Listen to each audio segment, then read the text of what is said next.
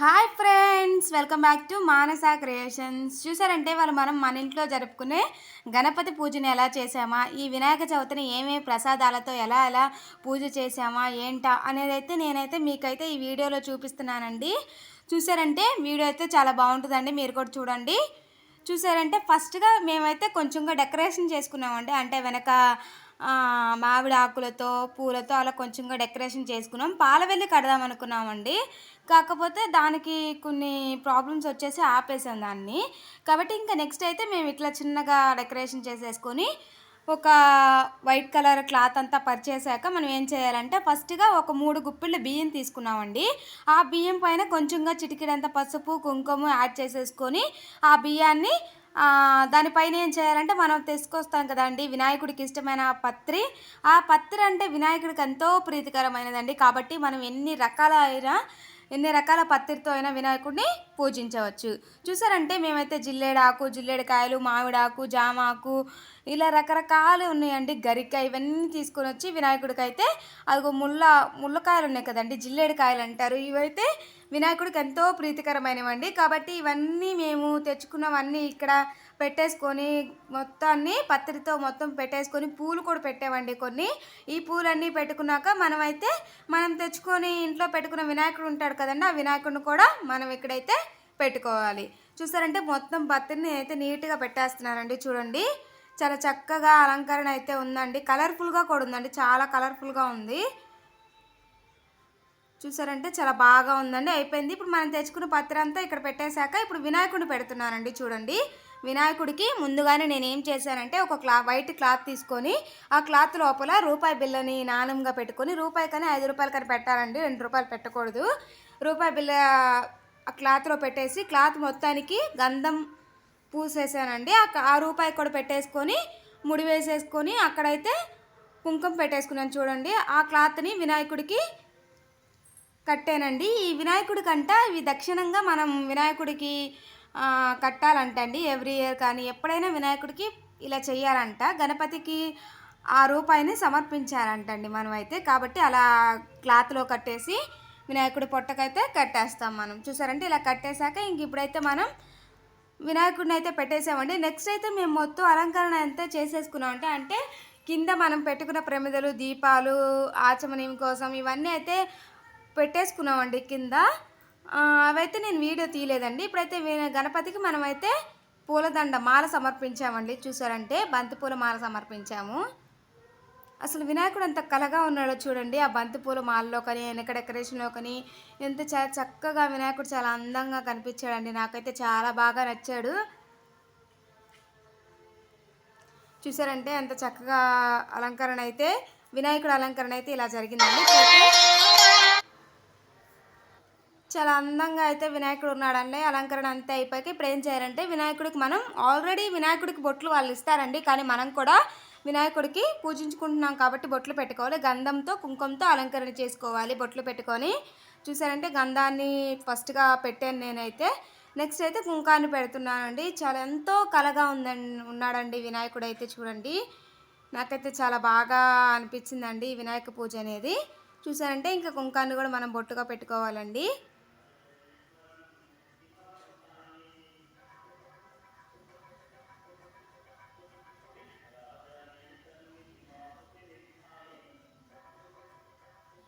చూసారంటే ఇలా బొట్లు పెట్టేసుకున్నాక నెక్స్ట్ అయితే మనమైతే పూజా విధానాన్ని చూద్దామండి. ఇంకైతే అలంకరణ చూడండి అండి. ఫస్ట్ మేము ఎట్లా చేసామనేది, డెకరేషన్ అనేది ఎంత అలా బాగుందనేది మీరైతే చూసి ఎట్లా ఉందనేది నాకైతే కామెంట్ చేసి చెప్పండి. ఇంక ఇప్పుడైతే చూసారంటే చూడండి అక్కడైతే ఫస్ట్ స్టెప్లో వినాయకుడిని పెట్టాం. నెక్స్ట్ స్టెప్లో పూజా సామాగ్రి మొత్తం దీపాలు అవన్నీ పెట్టేసుకున్నామండి. థర్డ్ స్టెప్లో ప్రసాదాలు పెట్టాము. ఏమేమి ప్రసాదాలు చేసామంటే మేమైతే చూడండి పొంగలి, పప్పు, నెయ్యి నైవేద్యంగా ఫస్ట్గా చేసామండి. నెక్స్ట్ అయితే కేసరి కూడా చేసామండి. వినాయకుడికి ప్రసాదాలు ఎన్నైనా పెట్టాలి కాబట్టి కేసరి పెట్టి దద్దోజనం, గారెలు, పూర్ణాలు కూడా చేసామండి. పప్పు పూర్ణాలు చేసాం, పులిహోర చేసాం. నెక్స్ట్ అయితే గుగ్గిళ్ళు, ఫ్రూట్స్, వినాయకుడికి ఎంతో ఇష్టమైన ఫ్రూట్స్, కుడుములు, ఉండ్రాళ్ళు మెయిన్గా మన వినాయక చవితికి ఉండాలండి. వినాయకుడికి ఎంతో ప్రీతికరమైనవి ఏంటంటే కుడుములు, ఉండ్రాళ్ళండి. అవి ఎన్నైనా వినాయకుడికి సమర్పిస్తే వినాయకుడు అంతా మనకి వరాలనేవి ప్రసాదిస్తాడని అందరి నమ్మకం అండి. కాబట్టి ఖచ్చితంగా ఉండ్రాళ్ళు, కుడుములైతే చాలా ఎక్కువగానే చేసామండి మేమైతే చూడండి. ఇంకా ఈ ప్రసాదాలన్నీ పెట్టేశాక మనం ఇప్పుడైతే దీపాలు వెలిగిస్తున్నామండి. మేమైతే దీపాలు వెలిగిస్తున్నాము చక్కగా. చూసారంటే బాగా దీపాలు వెలిగించేసుకున్నామనుకో. ఫ్రెండ్స్, ఎవరైనా కొత్తగా మన ఛానల్ చూస్తుంటే సబ్స్క్రైబ్ చేసుకోండి. పక్కనే ఉన్న బెల్ ఐకాన్ ప్రెస్ చేశారంటే ఆల్ టు ఆల్ నోటిఫికేషన్ ద్వారా డైలీ మీకు వీడియోస్ అనేవి వస్తూ ఉంటాయి. ఇలాంటి మరెన్నో పూజలు కానీ వ్రతాలు కానీ మనమైతే మన ఛానల్లోనే అప్లోడ్ చేస్తున్నామండి. మీరైతే చూడండి. మొన్న వరలక్ష్మి వ్రతం కూడా మన ఛానల్లో అప్లోడ్ చేశానండి. చూడండి, అందరూ ఎట్లా ఉందనేది కామెంట్ చేసి చెప్పండి. ఇంక ఇప్పుడైతే దేవుడికి అగరబత్తులు వెలిగిస్తున్నానండి.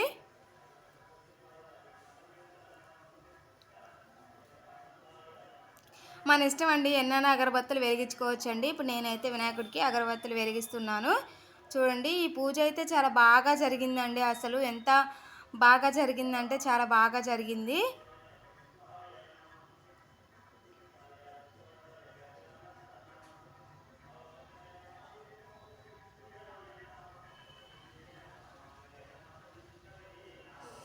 చూసారంటే ఇలా మళ్ళీ కింద అదే అరిటాకులో వేసి పెట్టామండి మేము ఇవన్నీ. చాలా చక్కగా కొన్ని అయితే ట్రేలో కప్స్లో పెట్టేసాం, కొన్ని అయితే అరిటాకులో పెట్టేసాము. ఈ ఫ్రూట్స్ ఇవన్నీ కుడుములు ఉండ్రాళ్ళు అయితే.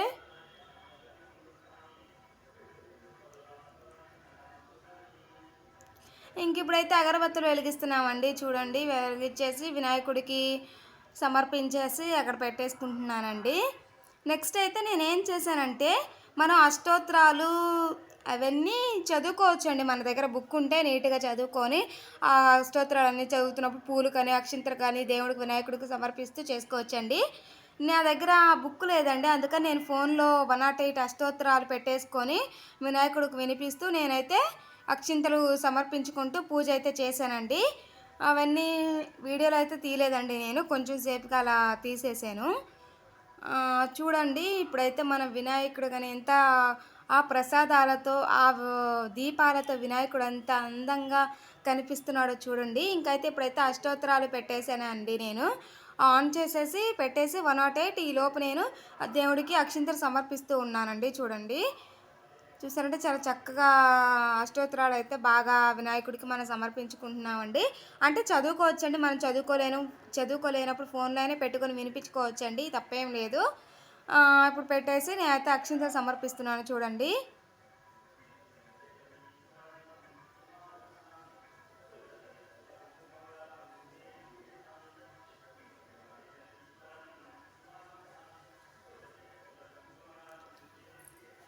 ఇలా మనం అష్టోత్తరాలన్నీ చదవాలండి. 108 అష్టోత్తరాలన్నీ చదివాము, గణపతికి వినిపించామంటే చాలా మంచిదండి.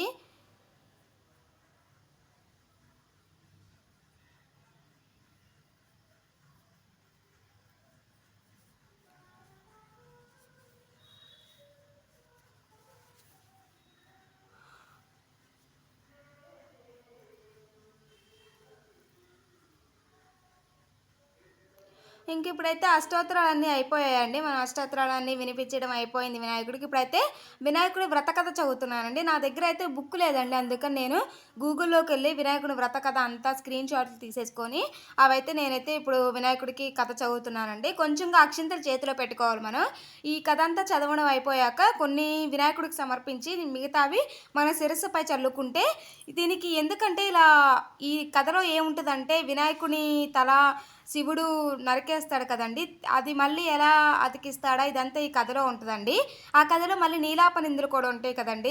వినాయక చవితి రోజు చంద్రుని చూస్తే ఆ రోజంతా కానీ ఆ సంవత్సరం అంతా కానీ ఏయో కొన్ని నీలాప నిందులు మోస్తామనేది ఈ కథలో ఉంటుందండి. ఎందుకు అలా వచ్చిందంటే, ఆమె పార్వతీదేవి శపించింది కాబట్టి ఫస్ట్ అందరు నీలాప నిందులు కాకుండా ఫస్ట్ ఒక కథలో ఫస్ట్గా ఏం చెప్పిందంటే, పార్వతీదేవి నా పుత్రుణ్ణి ఇలా చూసిన వాళ్ళందరికీ శాపం అని శాపం పెట్టిందండి. అప్పుడు మిగతా ఋషులు మునులు అందరూ కలిసి ఆ శాపాన్ని విముక్తి చేయమని అడిగినప్పుడు పార్వతీదేవి ఏం చేసిందంటే, నీలాప నిందులు పొందుతారనే చిన్న శాపాన్ని అయితే జపించింది. మళ్ళీ ఆ ముందుదైతే తీసేసి ఇదైతే పెట్టిందండి. ఇదంతా ఈ కథలో ఉందండి. ఆ కథలో చూసి చదువుకొని చక్కగా ఆ నీలాపనిందుల గురించి మనం ఈ వినాయకుడికి పూజ అంతా చేసి ఆ అక్షింతలను కొంచెంగా వినాయకుడికి సమర్పించి నెక్స్ట్ మన శిరస్సు మీదే వేసుకుంటే నీలాపనిందలు అనేవి పడవండి. Thank you.